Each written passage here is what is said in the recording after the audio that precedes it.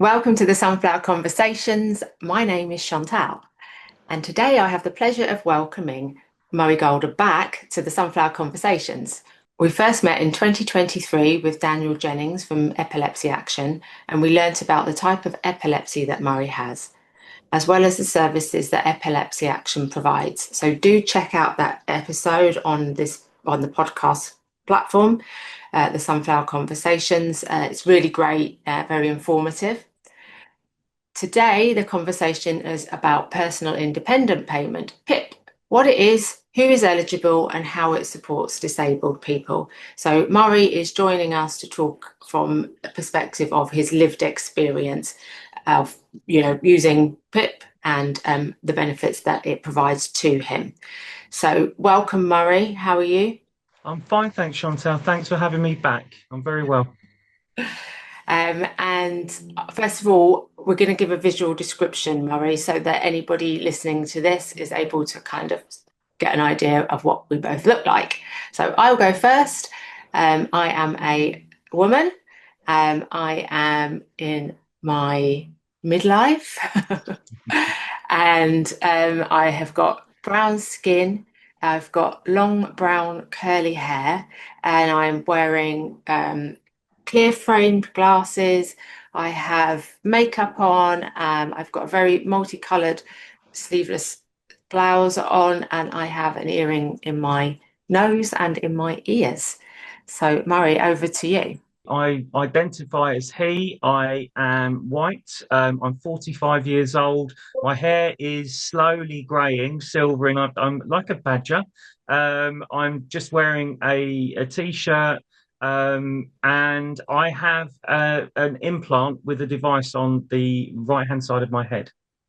Thank you, Murray. And Murray is also wearing his green sunflower lanyard with the yellow sunflowers on it. So let's get started. So, what type of epilepsy do you have and what symptoms do you experience? I started to have seizures about 30 years ago. I experienced absent seizures. I've had a few tonic-clonics, but with the absent seizures, I can lose control of my autonomy for anything from 20 seconds to 2 minutes. And yeah, the build up to it, if I get any sort of build up at all, I just get a rising sensation from my stomach right up to my throat. It's very, very quick. It's not nice. Hmm. And and then what happens in terms of the symptoms when you're having your So seizure? I've been told that I can continue to walk if I'm already walking. So if I'm going to work, I can continue to cross roads. I sometimes can dribble. I can drawl. I can mumble, fidget. And yeah, that's about it. There's been an instance where I've almost choked in my sleep. Right. And I remember that when we met before, you said that you've been worried about sort of having a seizure and walking onto the train tracks or Yeah. crossing the road because there's no awareness from as far as as far as you are in your body, you're unaware of what's happening around you, Absolutely. From outside, some people would think potentially you're even drunk, and I've been accused of that before. which must be awful. Yeah, well, wearing my lanyards and stuff like that, especially my sunflower one. I wear the bands as well. It's the only thing you can do, Like now that I've got a device on my head, it might give an indicator, yet a lot of people think it's a hearing aid. Yeah. It's given some interesting conversations. So, what exactly is PIP, personal independent payment? And under the current rules, who is eligible for it? So, first of all, what is personal independent payment? Please explain. Right. PIP is there to assist people who have conditions that affect their mobility, or it affects the condition if it affects their daily activities. So if I keep it, example for me, mobility is an issue because of the seizures whilst I walk. They ask you a question like, can you walk over 200 meters? Yes, I can, but I've walked further during a seizure. So it does affect me getting around. We no longer have a car in our household, so that I need help with transport. and safe transport for me. So sometimes it can be, if I'm going to my workplace, direct via a taxi. And people will say, oh, that's expensive, but it's the safest way for me to travel A to B. The daily living component is things like, do you need help with washing?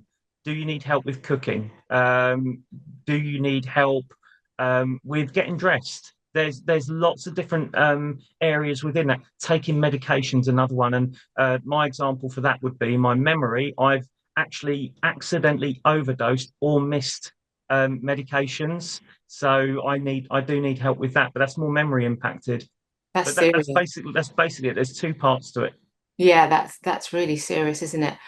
We spoke to Lydia, who is a journalist, on the podcast, Yeah, and she was talking about PIP, and I think she has somebody, and if she has to have calls to PIP people, she has somebody who will be with her to help her with the communication element sure. of that. Hmm. So there are different ways, aren't there, Yeah. that it can help. So how much of a lifeline is PIP for you? For me personally, it's I do need it. I require it. Um, a lot of the talk at the moment is about trying to get people back to work, and the rhetoric I think is wrong because it's anything now between 53 and 60% of people with conditions do work. So for me, um, the mobility element goes towards my travel, but actually doesn't even cover it, doesn't touch it. So I also use the daily living part to pay towards medications that aren't prescribed. Side effects from my own epilepsy can be severe headaches. I take preventative medication that is prescribed, but if you have anything else, you just have to take ibuprofen, any other type of over-the-counter painkiller, and it's expensive. Epilepsy is an expensive condition, so if I lost it, I'd probably be looking for £500 to £700 a month just for having epilepsy. That's just so cruel.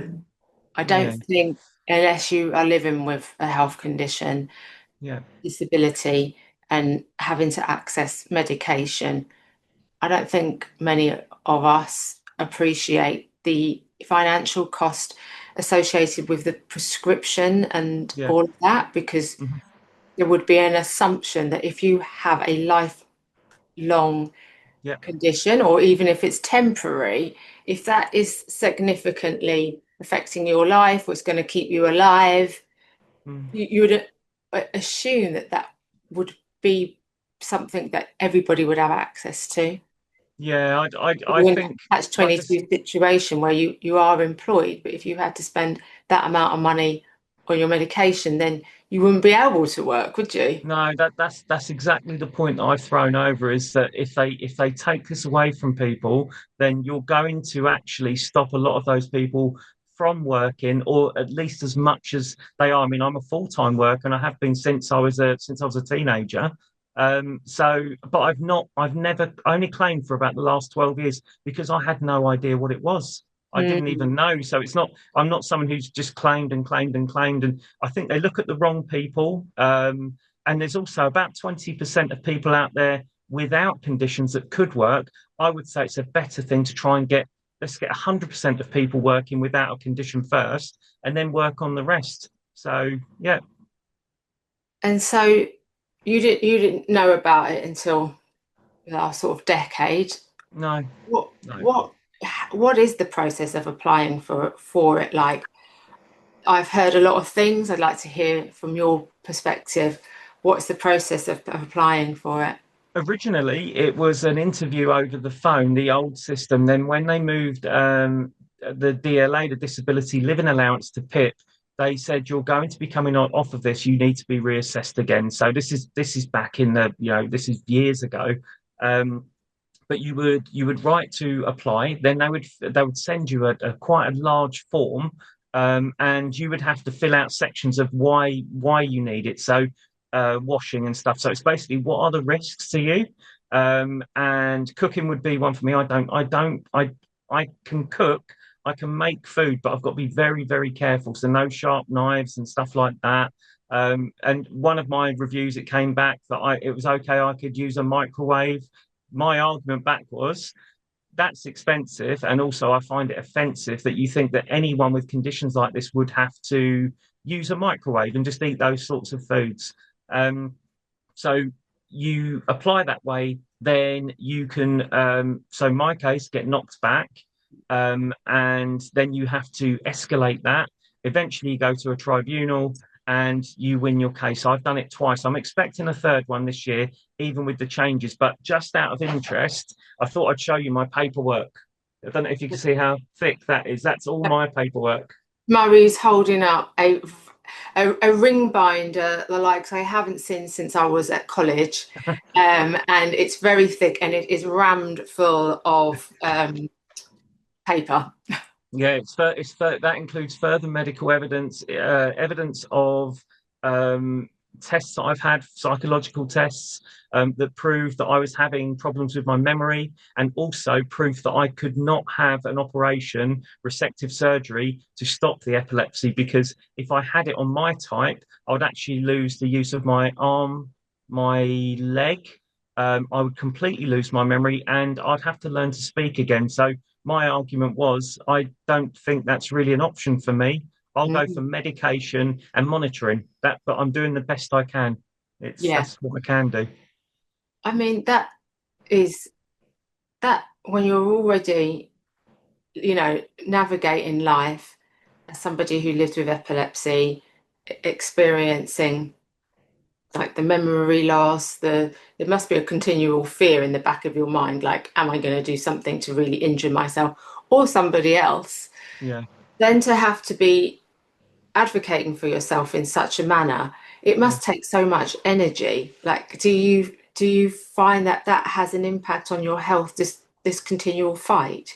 I'm probably a stress head, but in because I like people asking me questions about how I've done it. So it's all about that honesty thing, and don't let people tell you what they've got no idea about. So if you've got someone assessing you, I got assessed, and the person said Murray had a good gait. And I said, that's got nothing to do with my when I have a seizure. I don't know what I look like. I saw one recently on a video on a ring camera when I fell over, and I've never ever seen myself have a seizure. They said that I was dressed well, I was well kempt. I said, well, that's just how I dress. Do you expect someone with epilepsy to have odd socks? Um, and then one of the other ones was they said I could hold a reasonable conversation. At that time, I said, I'm a coach. I have to be able to do it. If during a seizure, it could be complete gobbledygook. I've got Yeah. no idea. So they base it on what they see at the time and not on the evidence you're actually being given. My neurologist is really, really good because when I explain this stuff to her, she writes down he will never actually get better. All we can hope is trials of meds and anything else may help, but actually it's not going to go away. You would have So to think though, wouldn't you? I don't know. In my mind, it's like you have a diagnosis of epilepsy. yeah, That's the diagnosis. I mean, all of this interrogation. if you're someone in a wheelchair, or you've got diagnosed other issues, hearing and stuff like that, where you do need this help, you've got a diagnosis. I think they've lost control of what's not diagnosed, and it's how they assess you. So they assess me on things like physicality, and if you've got mental health, neurological disorders, and physical disorders, they throw it all into one assessment. And Person. Everyone is an individual, and that's very yeah, much what we learn on this podcast is that yeah, I could speak to somebody else with epilepsy tomorrow, and their yeah, experiences will be different to yours. absolutely. And so, person-centered does seem to be a sensible option. I was just wanted to go back to when you said about that you get support with your travel so that you can get to work safely. Yeah, You said it doesn't cover the full cost of that. So there are no, caps, are there, on all anything that you are awarded? yeah. There's a cap. It's not like, right, I now have a private chauffeur and I can travel everywhere all the time by It's this I would say travel wise, just for work, that cost me £20 a day in total. So I'll be spending upwards of three twenty to £400 a month for work. And it depends where I need to go. Then you've got to think about your own travel, anything that I can use trains and stuff safely. I have to tell the guards and the well-being officers about that sort of, but all of that costs because you've got your personal life as well. Like I say, we no longer have a car because my wife got diagnosed with leukemia last year and she's not going to be able to drive again because she can't see.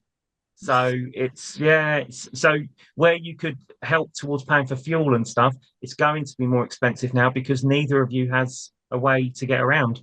Yeah. Um, and my workplace, by the way, the reason I use taxis, it's on a very, very busy industrial estate next to Gatwick Airport. If I walked there, it'd take me about an hour, but I couldn't trust what would happen. Yeah, I mean, that's basically like the motorway, isn't it? Yeah, yeah. It's very, very busy down that way. Do you think that there is a misconception among the public about what PIP is actually for? I think in terms of disabled people and the way they talk about benefits, I'd even change the word benefit to assistance. I believe that they've lumped everyone in. When I talk to people about it and they say, well, why do you need it and stuff like that? You know, you can walk. Um, I think people think that benefits is basically scrounging, and that's that there will be people out there who are taking the rise and taking advantage of it, and I can tell you who. um, but that's what they really need to look at. They need to break it down into the types of people that are claiming these things, and then I would expect mental health and the things that you hear in the news at the moment, especially with youngsters and stuff, it has spiked. They really need to then look into why is it like this, why is this happening. But yeah, I believe that everyone, if someone hears that you're receiving PIP, that you'll know better than someone who isn't working. They immediately jump to you're not working, so Yeah, you're not working. I had that from an MP when I was at Parliament, and I was talking about PIP there, and he immediately went to, so you can't work then. I said I absolutely do work. I probably do more hours than some of the people in this room. yes, So you probably do. It's there. It started. I don't know when it started, but there used to be a lot of headlines in the newspaper, benefit scroungers, yeah, and really diminishing individuals, dehumanizing them, really. yeah, This is somebody who's actually down on their luck, needing some assistance to live, to yeah, literally buy the basics, yeah, and where we are dehumanizing them. Sadly, there are people that take advantage of in every walk of life. yes, yeah, Unfortunately, that's just a fact. That's just what happens. But as you said, you are a living, breathing example of somebody who wants to work. It has a supportive employer, yeah, so it's just right. How can I get there safely, and how can I also live a life, and do yeah, things which actually bring me joy, etc. So, and I think I was just going back to what I was going to say before. You mentioned about mental health, and I was talking about the fact that you've got a supportive employer. And yeah, I think if we're looking at, okay, the section of people who are claiming PIP who are not in work at the moment, as you said, what are those reasons, and what can we do to support those people to be in employment so that they are able to enjoy the things that you're talking about? Because yeah, if you're not working, you're not able to have a holiday or have a break. That those benefit payments don't allow you to do that. no, It's the luxury of being able to work that enables you to do those things. The reality for you is, if you are no longer eligible for PIP, what impact will that have on your life? the costs will increase. I'll have to find the money that I talked about earlier. That would be. I just have to look at what we spend money on, and I would just say, right, that stops. That stops. It would be that simple. Because the main things is that you can pay your bills, you can still work as much as you can, but it'd make it incredibly difficult. It took me 14 months the last time to go through, get all my paperwork. I wrote up almost 200 pages of evidence myself to challenge back, and the DWP didn't even turn up to court on the day. and the judge put it in my favour. And that's for, like we say, for a diagnosed condition. I mentioned my wife with leukemia. While she was in a bed in Brighton, I phoned up about getting assistance for her because she's still not back at work. And it took me 4 minutes to get that. I barely scraped 9 points, and she got 43 points in 4 minutes over the phone. And that was me talking on her behalf Right. just to get assistance for her, you see. So there's a disparaging thing because cancer is almost like a protected characteristic. Yes. They would never ever. I think that would be a bad headline for them if they didn't help someone like that, you know. But Yes. when it's something else, a bit more, you know, epilepsy, it's a hit and miss, and it's Mm. wrong. The way they judge it is totally wrong. So 200 pages of evidence. Yeah, I don't think I would be able to do that. And there'll I be a just lot use of, I use my medical evidence as a story.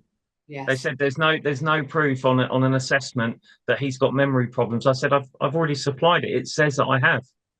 So yeah, they did lots of tests on me to prove that as well. Even almost doing what we would class as children's games and trying to remember stories. I couldn't do it. I actually Mhm. couldn't. I felt silly, but the Yes. doctors were doing it to make sure that if I was going to have an operation, what would it do to him afterwards? Thank goodness they did, and you didn't proceed with the operation. Yeah, yeah. So you're wearing your sunflower lanyard. Why do you wear it? It's become part of my routine now. In a way, that shows that I've got a hidden condition, but I like people to actually ask you if you need any help. Even if I don't, it's they can, you know, if they look at you and say, and you do get people say, doesn't look like there's anything wrong with you. But you know, a lot of the time I end up having better conversations. I try to promote it to people. I have a friend who has a condition, and that they have problems with their workplace. And I said, why don't you talk about the condition that you have? And they felt that it was a bit of a stigma to have to wear something. I said, it really isn't, and it really, really can help you. So mine, I wear a few different things. So the lanyard definitely because people identify that they relate to it, but also things where they would if I had an accident because of my condition, they wouldn't do the wrong first aid on me. Yeah. Some people might think you're having a heart attack, so I have little identifiers and things to say that it's definitely epilepsy as well, Yes. because they could do more damage trying to help you. Yeah. So do you wear it whenever you go out? Yes, and I also at the same time I wear the band, and I was involved with the team at the O2 to really kick off what they're doing there with it, with sort of promoting it now. So the O2 Arena have really sort of got going with things like that, and yeah, it all works well. It all ties in. So They, wherever I can, I'll tell people to wear one. yeah. At the O2 in London, they you can when you arrive, you can actually go and request a sort That's of a right. sensory bag, can't you, with ear Yeah, defenders, etc. that's right. And So they just got their platinum award as well. The only first venue in the UK to get it. So yeah, we had our last meeting last Friday, and yeah, people you from do all that, different backgrounds of disability. It's brilliant. and you do that on a voluntary basis, don't Yep, you? yeah, If anybody's listening to this, take the sunflower to your organization. We have training and resources that sit behind the sunflower. So everyone at the O2 has been briefed about what the sunflower is, what non-visible disabilities are, how to interact with sunflower wearers. And we have webinars, there's all lots of things that sit behind this very simple and unique symbol. It's so much more than just the sunflower. But it's not, it is a way to be seen if you want to be seen, and you can choose when you wear it and where you wear it. And as Murray has explained, it can bring huge benefits to the wearer in terms of access and confidence to go out and just do normal daily activities. it makes places like airports a lot easier to go through as well. So I noticed when I was last there a couple of years ago, people come straight up to you, ask if you need any help. I used to always hate the X-ray section because it was so hectic and busy. They took me through a side section. I was done within a minute, 2 minutes. Guided me all the way through, nice and easy. That's is superb. It's Mm. superb, and it's airport travel is. can be very draining and overwhelming. Mhm. So it's great that the sunflower is a perfect travel companion, I say. Yeah, it is. So thanks for spending the time with us today to tell us a little bit what PIP is and how PIP is of a support to you and the process. We do have another organisation who are Sunflower members, and they're called PIP, but it's PIPP, and they support people who are having trouble with to apply for it, because I think I saw a statistic that it was something like, I don't know, 50% or something of initial applications are rejected. True. So if you don't have the toolkit, I would say, like Murray has, to be able to fight these things and get all the evidence together, and it's all completely overwhelming, and you're having chronic pain or anxiety or whatever it might be, this organisation, they're lawyers and they all have lived experience of disability, so they can support disabled claimants with the process to have a successful outcome with PIP. Because as Murray has explained, it sounds to me like it is a real fight, and you've really got to be up for that fight. Murray, thank you so much for your Pleasure. time, and please give our best wishes to your wife, and we hope that she's able to continue to improve, and you guys are able to get to a concert at some point in the not Thank you too very distant much. future. If you are concerned about any of the subjects discussed in the podcast, please follow up and seek support from your healthcare practitioner.